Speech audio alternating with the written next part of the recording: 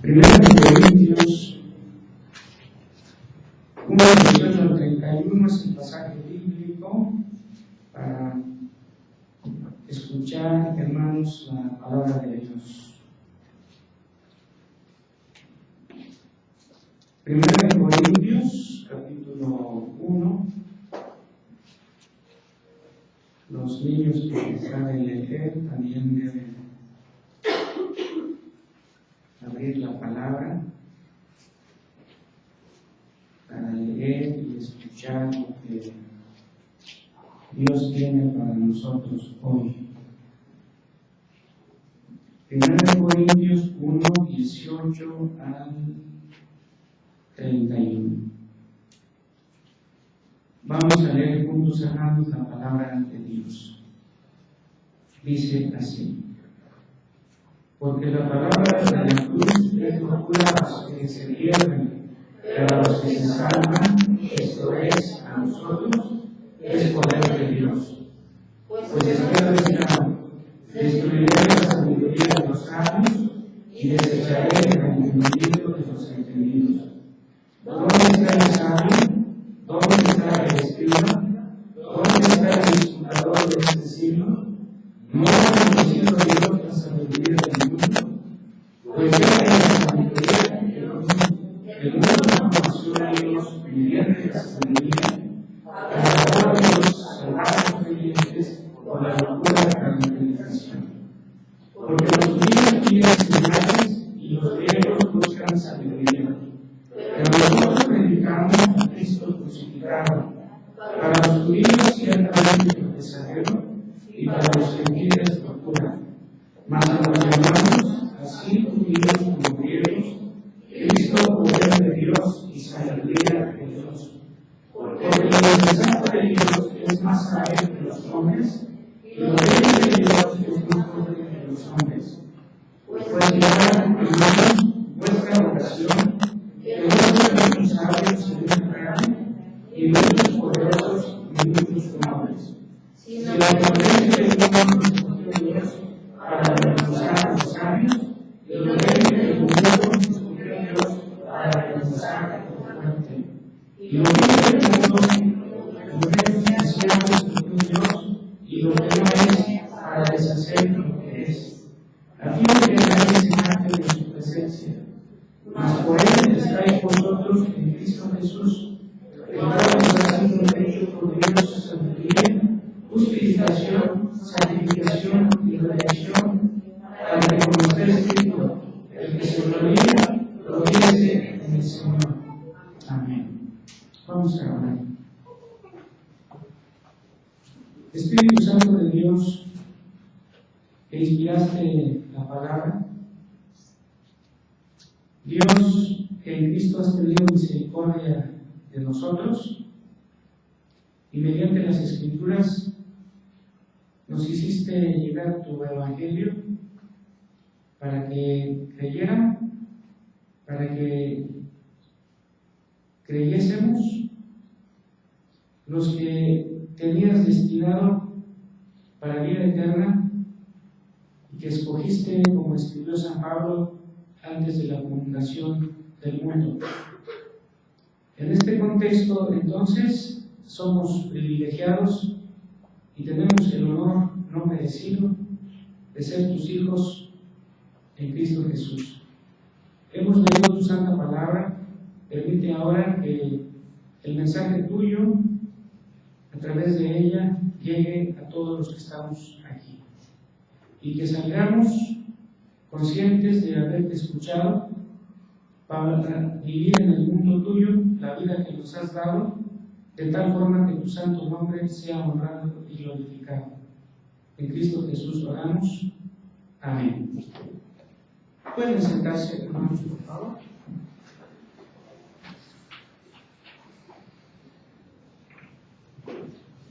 Como siempre, hermanos, tenemos nuestro boletín, el tema correspondiente.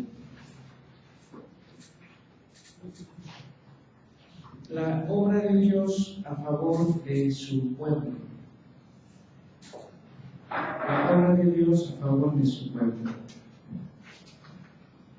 Les voy a invitar, hermanos, aunque son textos conocidos, tratemos de no perder el que tenemos como base.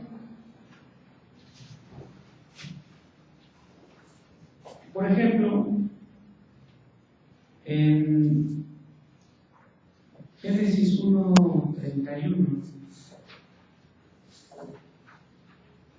conocido por nosotros, y que es el epílogo de la obra creadora de Dios, y respecto al cual Dios mismo califica lo que ha hecho, y tenemos la lectura entonces de Génesis 1:21, en el que leemos lo siguiente: y vio Dios todo lo que había hecho, y era aquí que era bueno en gran manera. Esa expresión, hermanos, de lo que Dios había hecho, y luego, he aquí que era bueno en gran manera, es una evidencia del trabajo de la obra de Dios. La obra de Dios. El trabajo de Dios. En este mismo Génesis, ahora el capítulo 2, versículo 2, casi repitiéndose la misma expresión: y acabó Dios en el día séptimo la obra que hizo, y reposó el día séptimo de toda obra que hizo. La obra de Dios, el trabajo de Dios. Y muy analógicamente, es decir, muy comparativamente con lo que somos nosotros como personas, dice la palabra, y reposó. ¿De qué? De su trabajo. Porque Dios trabaja. Retomando lo que hemos leído, hermanos, en los 10 mandamientos, y concretamente en Éxodo 20, que como todos sabemos, está el decálogo o 10 mandamientos. En su versículo 11, leemos lo siguiente.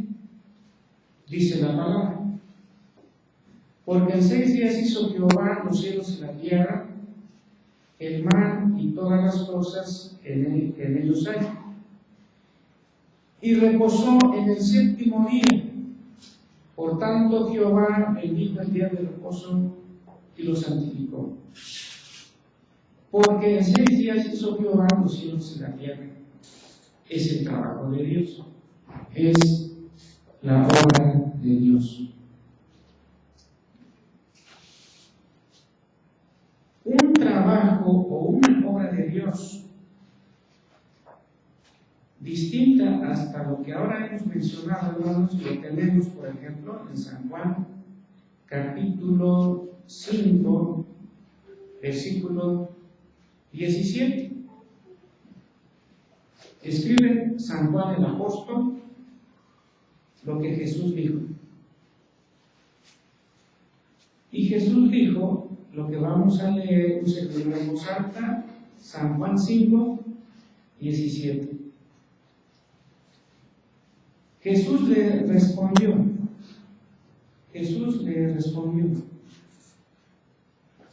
mi Padre hasta ahora que hermanos, trabaja.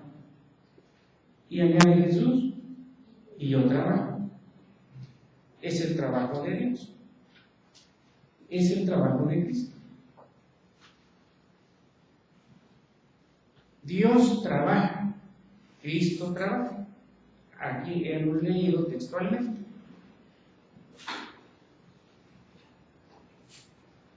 Dios, entonces, el Dios de los cristianos, tal como se revelan las Escrituras, hermanos, por comparación, por analogía, decimos, es un Dios trabajador. Por eso, en nuestro tema señalamos la obra de Dios a favor de su pueblo. Podría decirse también el trabajo de Dios a favor de su pueblo. El trabajo de Dios a favor de su pueblo. Y podríamos, hermanos, ir a pasajes casi a infinito en las Escrituras para corroborar o para descubrir la obra de Dios, el trabajo de Dios. Algunos pasajes muy conocidos, hermanos. Por ejemplo, cito uno más, el 127:1 de los Salmos. Si Jehová no edificare la casa, ¿y edificar qué es? El trabajo de Dios. Si Jehová no edificare la casa, en vano trabajan los que la edifican. Si Jehová no guardare la ciudad, en vano trabajan los policías. Detrás de esos detalles, hermanos, que vemos de cuidado, está Dios. Por eso decimos, Dios es un Dios trabajador. La obra de Dios.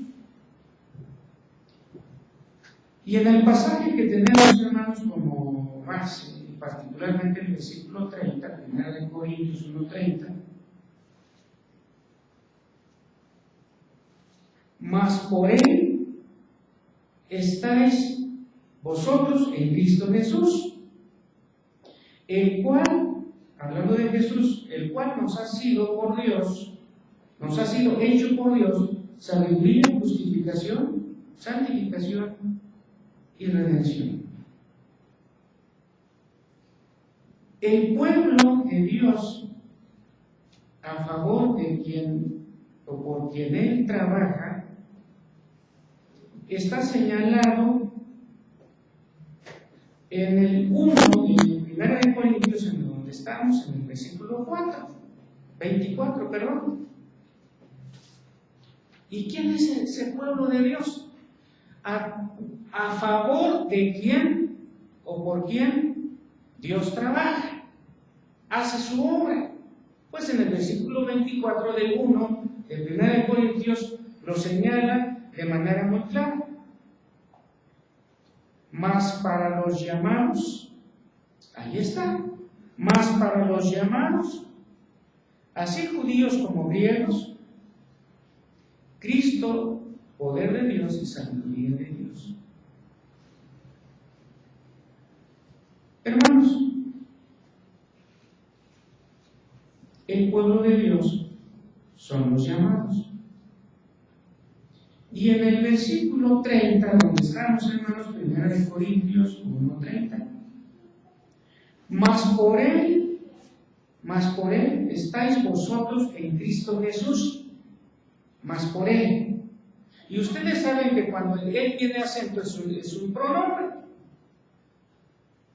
para diferenciarlo del él, que es artículo. El púlpito está antecedido por él, por lo tanto no se acentúa porque es un artículo. Pero aquí es pronombre. Está acentuado, más por él. ¿Y quién es él? El mencionado en el 28. Miren, y lo vil del mundo y lo menospreciado escogió Dios. Y Dios, sustituido por el artículo tercera persona, está en el 30, mas por él estáis vosotros en Cristo. Conjuntando todos estos detalles, entonces estructura el tema que ya se ha mencionado, la obra de Dios a favor de su pueblo. La obra de Dios a favor de su pueblo. Dios es el que está trabajando ahí. Para corroborar y reafirmar, miren la belleza, hermanos, o en la forma que lo dice San Juan, lo que hemos dicho, en el capítulo 6 de su Evangelio, el versículo 37, y que San Pablo lo dice en la forma que hemos leído, 1 Corintios 1:30, en el 6:37, hermanos, de San Juan, miren, dice, el que habla aquí es Jesús, el que escribe es San Juan, pero el que habla es Jesús. Todo lo que el Padre me da, vendrá a mí. 6:37 San Juan. Todo lo que el Padre me da, vendrá a mí. ¿Y qué pasa cuando Dios lleva a alguien a Cristo? Y al que a mí viene, ¿qué? No le echo fuera. Por eso, hermanos, tienen concordancia con lo que San Pablo dice en el 1:30 de 1 de Corintios. Mas por él estáis vosotros en Cristo. Porque Cristo dijo, todo lo que el Padre me da, vendrá a mí. Y el que a mí viene no me echo fuera. Ahora, hermanos, la obra de Dios a favor de su pueblo, particularmente en este versículo 30. Vamos a decir, hermanos, que la obra de Dios a favor de su pueblo es hecha en Cristo. Es hecha en Cristo. Y leemos, por ejemplo, 1 de Corintios, en el 1 que estamos, versículo 2, 1 de Corintios 1, versículo 2, a la iglesia de Dios que está en Corinto. Y luego sigue, hermanos, a los santificados, ¿en quién, hermanos? A los santificados en Cristo Jesús. Ahí está el en. Ahí está el en. Versículo 4. Gracias doy a mi Dios. Allí mi Dios es característico en el estilo de nuestra hermana Marta. Hermana Marta, aquí lo copió usted. Gracias doy a mi Dios, ¿verdad? Gracias doy a mi Dios, siempre por vosotros, por la gracia de Dios, que os fue dada en Cristo Jesús. Ahí está el en, preposición en la gramática española, que quiere decir dentro de. Y en el versículo 30, que es nuestro texto base, está otra vez. Mas por él, se refiere a Dios, estáis vosotros en Cristo. Y en el versículo 31, para que, como está escrito, el que se gloríe, gloríese en el Señor. Por eso, hermanos, la obra de Dios a favor de su pueblo, en primer lugar, es hecha en Cristo. Es realizada en Cristo. Hay pasajes, hermanos, que nosotros conocemos de memoria. A ver si lo busquemos, ejercitemos la memoria. San Juan 14:6. ¿Qué dice? Yo soy el camino, la verdad y la vida. Nadie viene al Padre sino por mí. Miren, yo soy el camino, la verdad y la vida. Eso es hermanos. ¿Por qué estamos en Cristo? Porque Él es el camino, es la analogía. Si Dios es alguien, si Dios es como se revela, y muy limitadamente en la historia de la Iglesia se le ha dado el término para referirse a Dios como persona, y hasta solemos decir la primera persona de la Santísima Trinidad, y decimos que su casa es el cielo, porque ahí es donde está su trono, allí es donde está sentado, y la tierra el estrado de sus pies. ¿No dijo Jesús en el Sermón del Monte? Por lo tanto, no jures ni por el cielo, porque ahí está Él, ni por la tierra, porque es el estrado de sus pies, menos ni por Jerusalén, ¿Por qué? Porque Jerusalén es la ciudad de Dios. Entonces, cuando tú hables, cuando tú digas, simplemente di sí o no. Entonces, Cristo es el camino. ¿Para qué? Para llegar donde está Dios. Cristo es la verdad que debemos conocer.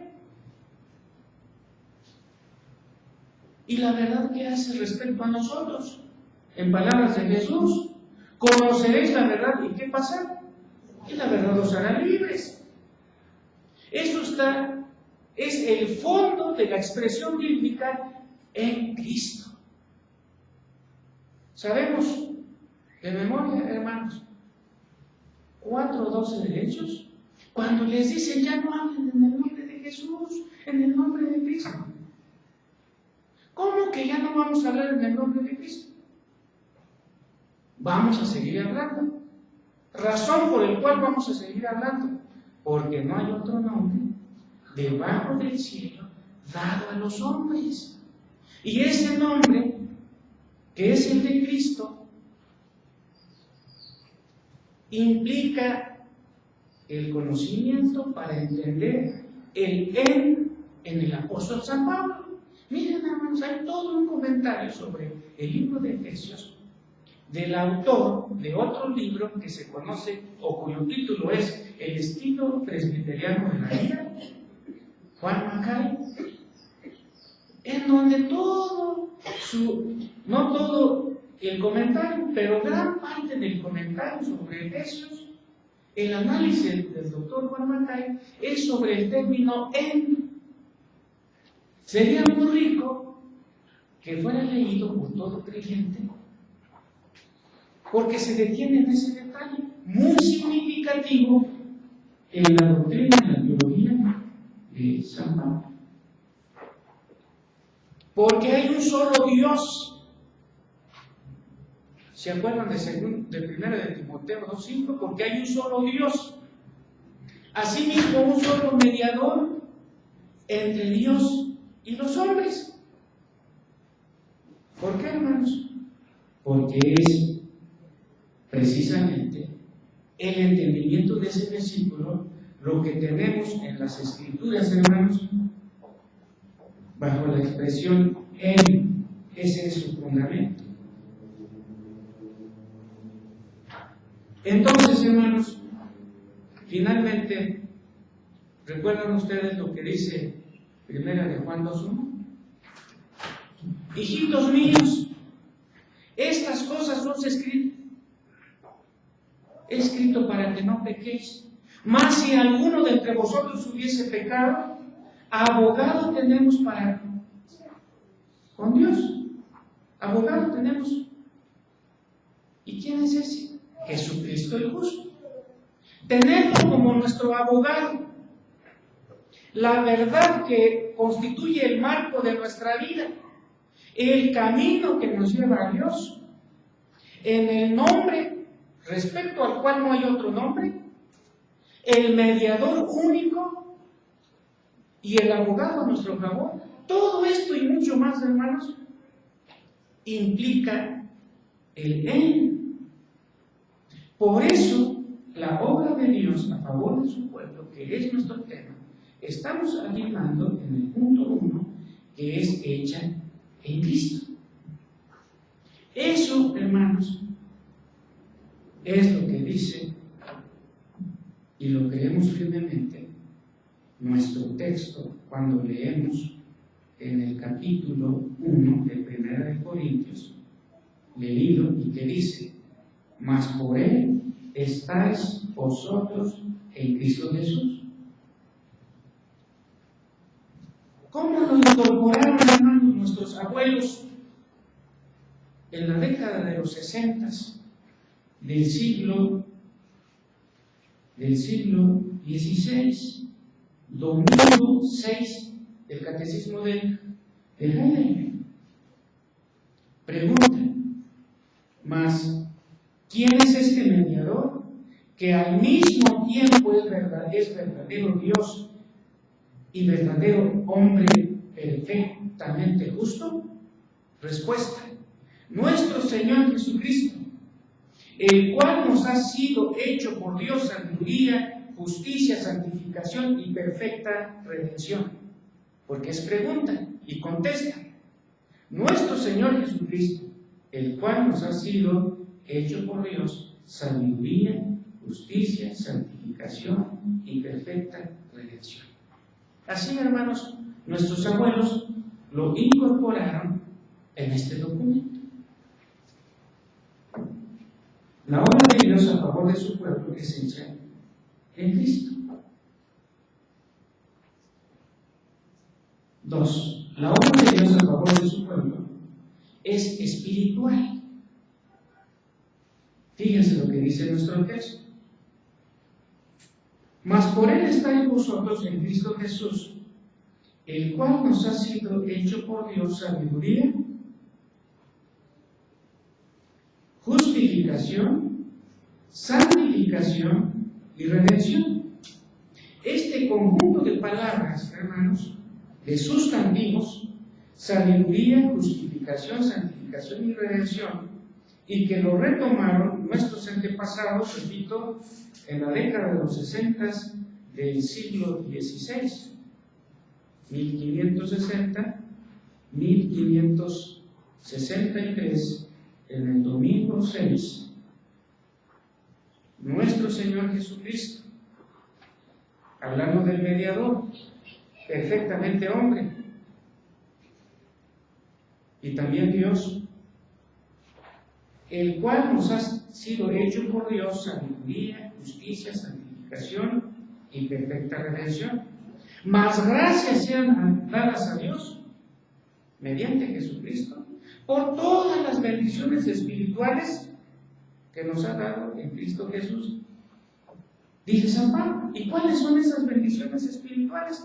Entre otros los que señalamos aquí, aunque a partir de Efesios 1 es la elección antes de la fundación del mundo.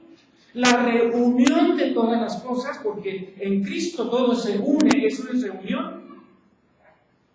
Unirnos al Padre en Cristo.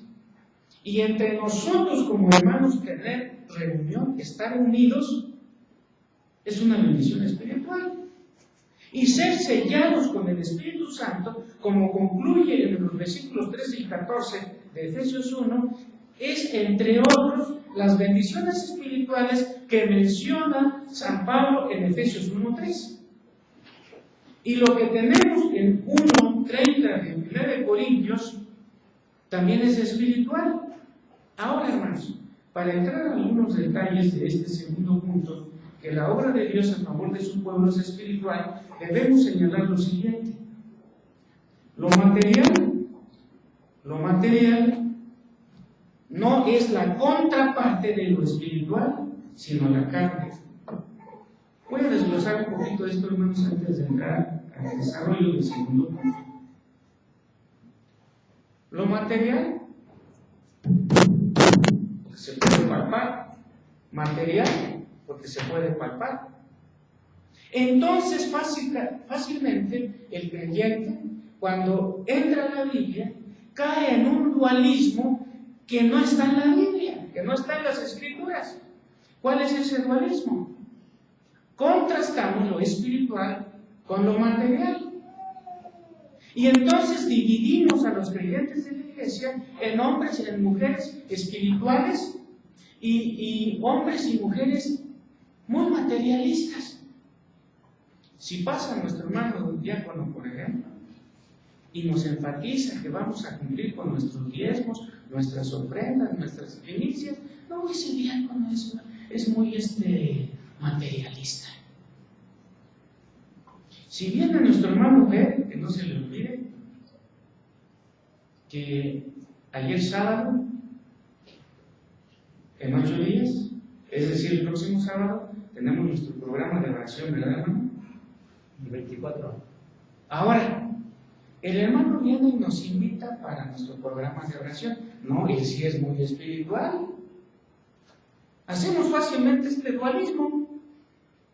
El que es muy materialista es el hermano diácono, porque nos invita a cumplir con nuestros diezmos, con nuestras primicias, con nuestras ofrendas. Ese es un falso dualismo.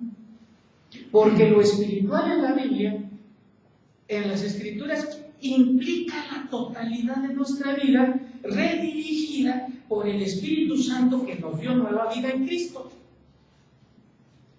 Ser espiritual en las Sagradas Escrituras no es que alguien enfatice la oración y ese es el espiritual.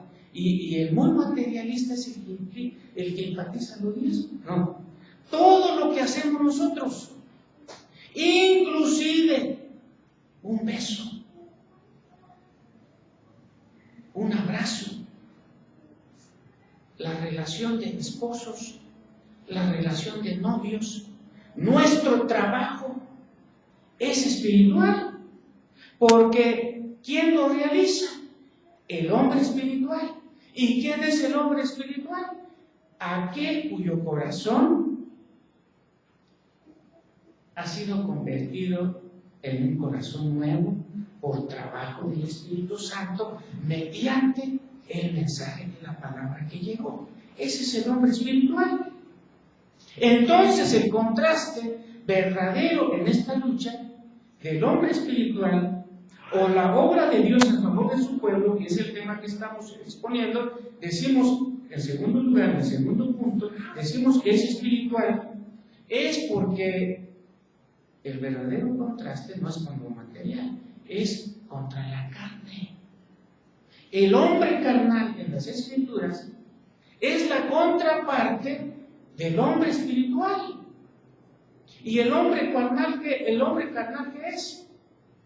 Es el que busca las cosas como fines en sí mismos a partir de un corazón que no ha sido regenerado. Ese es el hombre carnal. Descrito en muchos pasajes de las Escrituras, por ejemplo, el Salmo 1. Bienaventurado el varón que no anduvo en consejo de ¿qué? De malos. Ese es el hombre carnal. Ni en camino de ¿qué? De pecadores. Ni en silla de ¿qué? De escarnecedores. El malo, el pecador, el escarnecedor. Es decir, el que no anda a la luz de la palabra, ese es el hombre carnal. Porque está dominado por la carne. ¿Y qué es la carne? ¿El cuerpo? No. En el contexto de las Escrituras, la carne no es el cuerpo. En el contexto de las Escrituras, la carne es la naturaleza pecaminosa que entró a la vida humana a partir de Génesis 3. Eso es la carne. Y entonces cuando domina al ser humano, domina su ser integral, que puede ser su cuerpo, pero también lo que a partir de las Escrituras llamamos alma. Entonces no podemos hacer una diferencia entre un cuerpo cochino y carnal y una alma inocente y santa, no. Sin Cristo, sin el trabajo del Espíritu Santo, el ser humano es un hombre o mujer carnales. ¿Por qué? Porque vive en la antigua manera de vivir, en el que la palabra no ha sido escuchada, o si ha sido escuchada, ha encontrado oposición, y por lo tanto es dirigido esa vida bajo el impostor que se pone como autoridad y que es Satanás. Por eso cuando señalamos que la obra de Dios a favor de su pueblo es espiritual, nos referimos a la sabiduría, a la justificación, la santificación y la redención. Esto como paquete es la obra espiritual de Dios. Ahora, hermanos, miren, en el contexto de 1 Corintios, capítulo 1 específicamente, la sabiduría que se promovía en ese tiempo y que dice que mediante esa sabiduría el hombre no buscó a Dios y que por lo tanto esa sabiduría no sirve para nada, no nos está poniendo a nosotros, los creyentes de la actualidad, en un falso intelectualismo. Hay iglesias que son anti-intelectualistas. Es decir, tú no estudias sociología, tú no estudias política, tú no estudias economía, tú no estudias administración, tú no estudias arte, porque esas son cosas mundanas. No, lo mundano no es lo que es señalado. Lo mundano es lo que domina el corazón al desarrollar esas cosas. La sabiduría, que en términos del lenguaje original de 1 Corintios sería Sofía, que es parte de la palabra filosofía, esa sabiduría mediante el cual el hombre no encontró a Dios y que debe ser desechada, no implica que el cristiano no debe buscar la sabiduría, pero que viene de Dios. La sabiduría de aquellos tiempos, miren, Empédocles de Mileto, Hesiodo, Tales de Mileto, Anaximandro, Sócrates, Platón, Aristóteles. Esa es la sabiduría que había impregnado la sociedad de ese momento. Y apenas he mencionado algunos. Esa es la sabiduría. Esa es la filosofía. ¿Nos está alejando Dios de eso? No. Nos está alejando de que veamos todas esas cosas a partir de lo que dice Hesiodo, a partir de lo que dice Tales de Mileto, a partir de lo que dice Sócrates, Aristóteles, Platón, Anaximandro, Anaxímenes, Arquímedes, etc. Que veamos los detalles del mundo a partir de la enseñanza de ellos. Pero Dios no nos está alejando que conozcamos los detalles del mundo, el arte, la filosofía, la economía, la política, la república, los diálogos de Platón, por ejemplo, y un sinfín de cosas. No nos está diciendo, eso no te compete. Nos está diciendo, te compete a ti todo eso, pero a partir de la dirección de la palabra de Dios. Eso es sabiduría. Y esa sabiduría viene de Dios. Mas por Él estáis vosotros en Cristo Jesús, el cual nos ha sido hecho por Dios sabiduría. Esa sabiduría, hermanos, debemos nosotros buscar, que viene de Dios. Justificación. ¿Qué es la justificación, hermanos? Y que San Pablo dice que nos ha sido hecho Cristo para justificación nuestra. Creo que todos hemos leído, entendemos lo que es la justificación. Siempre tiene relación a una serie de leyes, a una serie de normas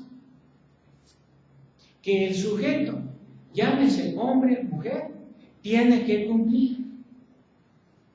Y respecto a la ley de Dios, a las normas de Dios, que nos sujetan a nosotros y que por lo tanto tenemos que cumplir, nos damos cuenta que cuando somos puestos en la balanza de Dios, la balanza pesa en nuestra contra. La justicia nuestra se va hasta abajo, hermanos. Y por lo tanto quedamos desnudos ante Dios.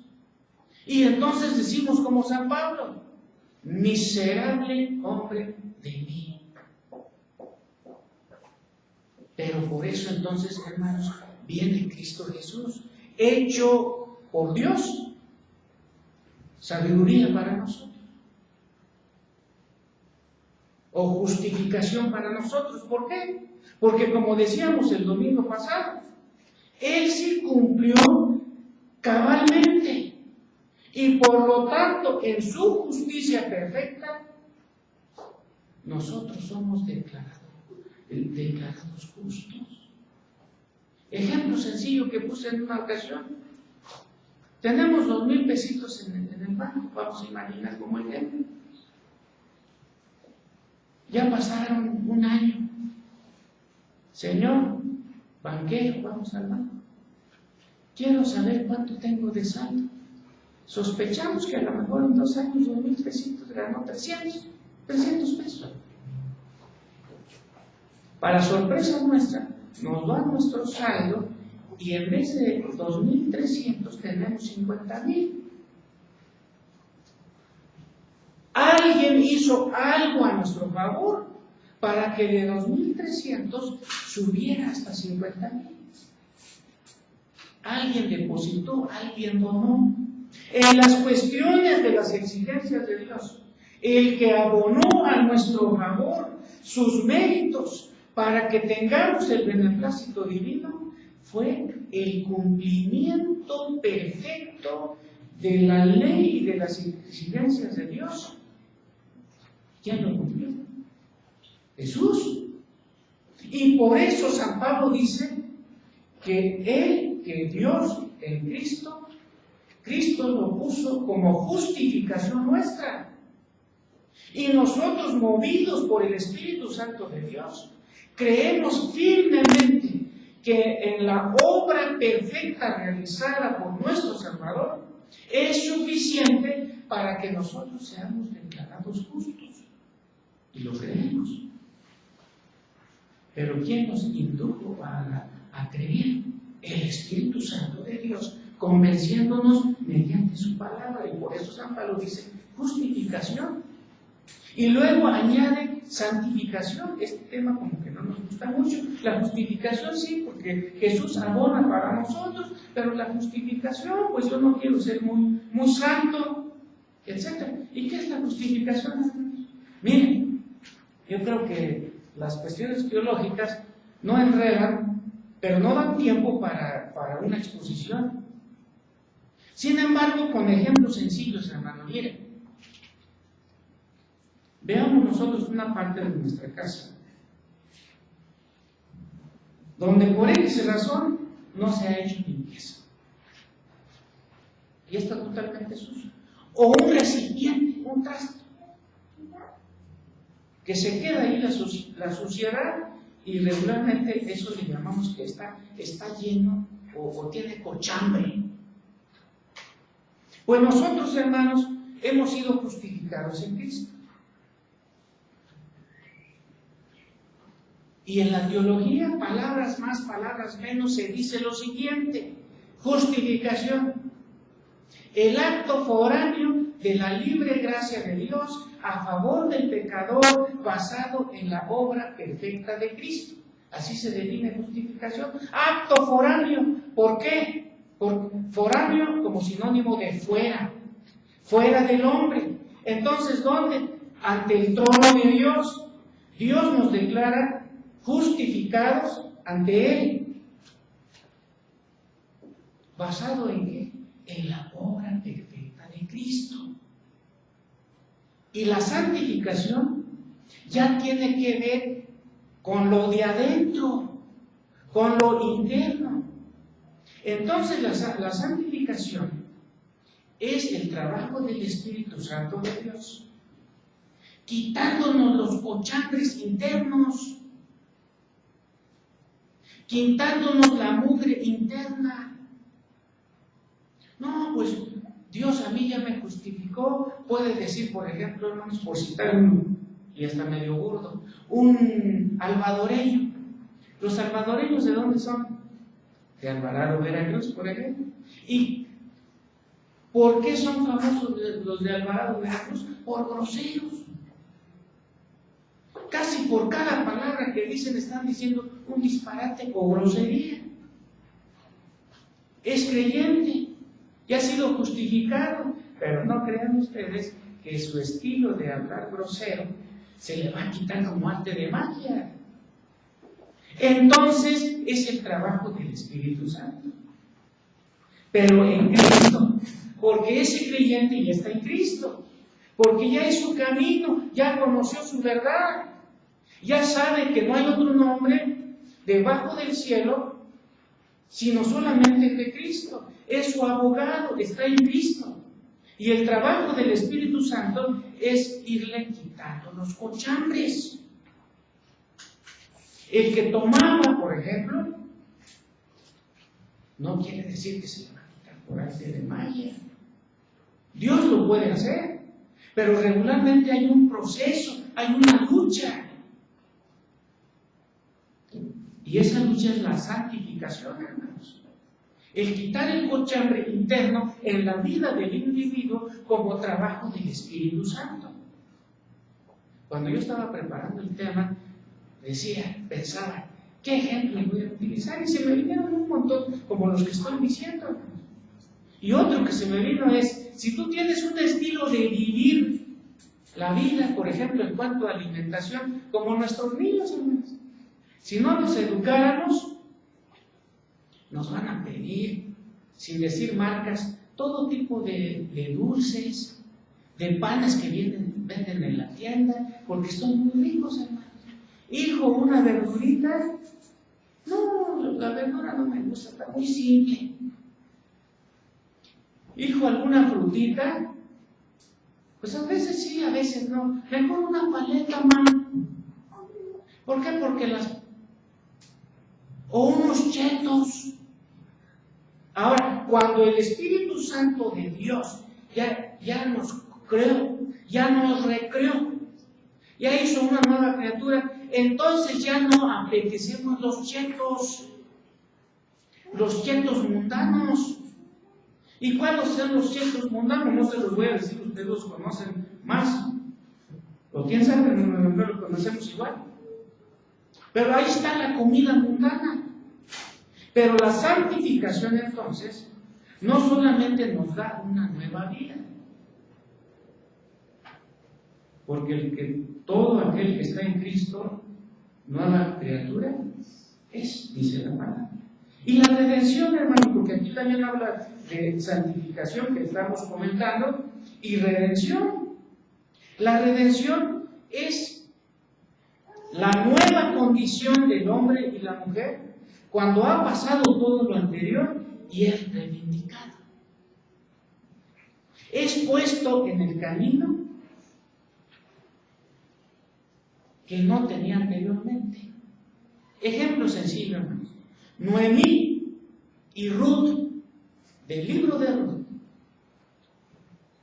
habían perdido todo privilegio como pueblo de Dios por haberse ido a Moab. Lo tenemos en los 4 capítulos de Ruth.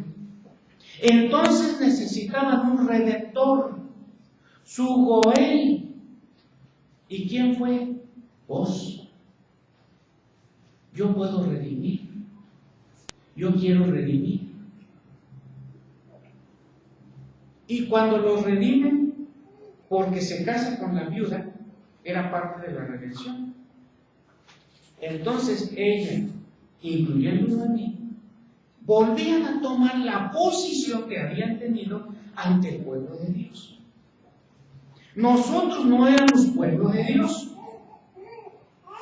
pero cuando nos llegó el mensaje de que Cristo había muerto por nosotros, o en términos de San Pablo, Cristo crucificado, ese mensaje llegó a nosotros, y ese mensaje calificado como sabiduría, ¿qué produjo en nosotros? Nuestra justificación delante de Dios y el trabajo del Espíritu Santo en nuestra vida interna, entre tanto vivamos, quitando los cochambres, el estilo antiguo de comer, chetos espirituales, mugre y media, como solemos decir, y nos da una nueva tendencia en nuestro apetito para ahora alimentarnos espiritualmente. ¿Y qué es espiritualmente? Pues lo que, entre otros, lo que estamos haciendo ahorita, escuchando la palabra, para retomar nuestro compromiso ante Dios, para que mañana, al reingresar a la actividad a la que cada uno se dedica, tengamos esto como fondo de nuestra visión de vida y nuestro estilo de vivir. ¿Y cómo se logra esto? Mediante la redención, que es lo último que señala el apóstol San Pablo. ¿Por qué? Porque con la redención somos ubicados otra vez en los privilegios que habían sido dados a Adán pero que Él los perdió por rebelde, y nosotros en Adán perdimos todos esos privilegios, pero que lo recobramos en el nuevo Adán. ¿Y quién es el nuevo Adán? El lenguaje de San Pablo en Romanos 5, del 12 en adelante, Cristo Jesús. Y aquí lo señala también el apóstol San Pablo. Finalmente, hermanos, miren, para que, como está escrito, versículo 31, el que se gloría, gloríese en el Señor. ¿Y qué significa eso, hermanos? También pensando, yo aquí he dicho a veces algunas cosas respecto a personas claves en mi vida, hermanos. Por ejemplo, y una vez estaba aquí mi hermana Rosalía, y dije, y lo vuelvo a decir, por esta mujer yo aprendí a leer cuando tenía 12 años, cuando ahora a los 12 años están terminando la primaria. Ella me enseñó a leer. En alguna medida, lo poco que he aprendido como consecuencia del estudio, la base está en mi hermana Rosalía. Me estoy gloriando en ella. Le estoy dando, si se puede, no sé qué término exacto utilizar, hermano, le estoy dando los créditos a mi hermana. Si nosotros somos alguien en la vida del pueblo de Dios, la gloria es para quién, hermanos. ¿Qué dice aquí? Gloríese en el Señor, porque lo estamos poniendo Él en el pedestal. Eso es gloriarse en el Señor, que es anciano gobernante, que es pastor, que es cristiano, que es maestra de escuela dominical, que tiene una posición laboral, social, a partir de nuestra visión de vida que nos dan las Sagradas Escrituras. Nosotros debemos decir, se lo debo a Cristo Jesús. No saben, una vez platicando hermana Carla con el hermano Martín, en los primeros días que nos conocimos, ahí por el 2005, me platicaba el hermano Martín, y una ocasión, como con cierto pesar, y decía lo siguiente: fíjese, hermano, que yo cuando no era cristiano, le entraba y concretamente. Y ahora que ya no soy cristiano, y me siento peor. Entonces, ¿cómo entendemos esto? ¿O cómo debemos entender esto? Y entonces, hermanos, yo tratando de enmarcar en mi mente lo que me decía el hermano, le dije, hermano, mire, véalo de esta manera. Le puedo asegurar, hermano, que si Dios no hubiera tocado su corazón para que ese cambio se diera en su vida externa, le puedo asegurar que usted ya no viviría. ¿Y por qué vive ahora? Porque Dios cambió su corazón y, entre otras cosas, lo hizo rechazar eso. Y cuando reconocemos esto, hermanos, la gloria es ¿para quién? Para Dios. Y nosotros aquí hemos escuchado, todos hemos dicho en alguna ocasión algún tipo de problema, pero todos también en alguna ocasión hemos dicho, el Señor me ha bendecido en estas cosas. Cuando decimos eso, en algún sentido hay algo de gloria en nosotros. Y San Pablo no está diciendo que nadie, pero gloríese en el Señor. Por lo tanto, hermanos, como conclusión, todos nosotros como pueblo de Dios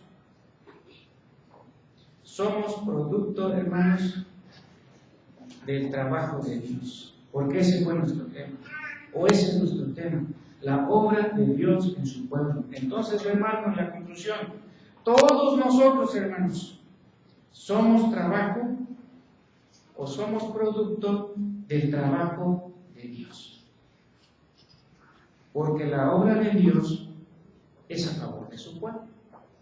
En alguna ocasión he dicho, hermanos, y lo reitero ahora, uno de los profesores levantaba su brazote, y él grandote de estatura, levantaba su brazote y decía: yo soy trofeo, decía este profesor mío, yo soy trofeo de la gracia irresistible de Dios.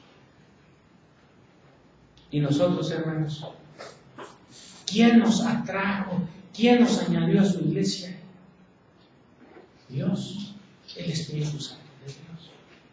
Por lo tanto, cada uno de nosotros, hermanos, siéntase trofeo de la gracia irresistible de Dios. Los frutos del trabajo de Dios, ¿cuáles son, hermanos? Sabiduría, la que viene de Dios. ¿Qué más? Justificación, porque nos declaró ante Él: tú eres justo.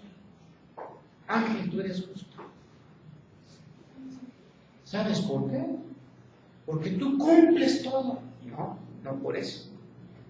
Porque crees en la obra que hizo mi Hijo Jesús. Y eso es para todos. Los frutos del trabajo de Dios: la sabiduría, la justificación, la santificación, quitándonos el cochambre, pero dándonos apetito de una nueva forma de comer, el comer espiritual. Efectos de la obra de Dios en su pueblo. ¿Qué es, hermanos? La gloria para Él. La gloria para Él. Todo esto, hermanos, implica la obra de Dios a favor de su pueblo.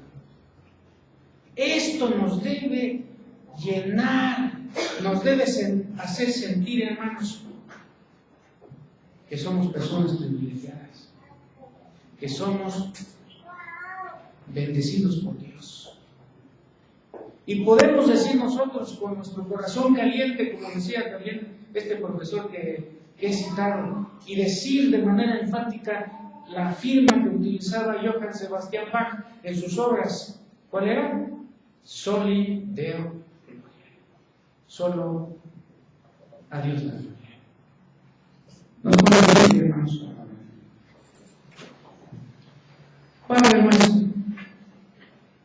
nuestra comprensión es muy limitada, pero a través de lo que has revelado en tu santa palabra de ti, sabemos que trabajas.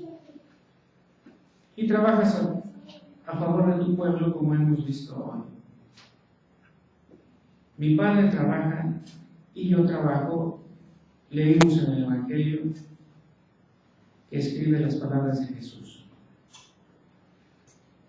Edificas la casa, y no en el sentido arquitectónico,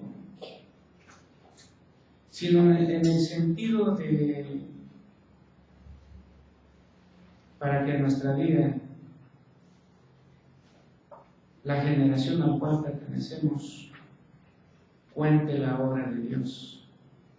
Generación tras generación anunciará tus obras, como leemos en el Salmo 145. Guardas la ciudad.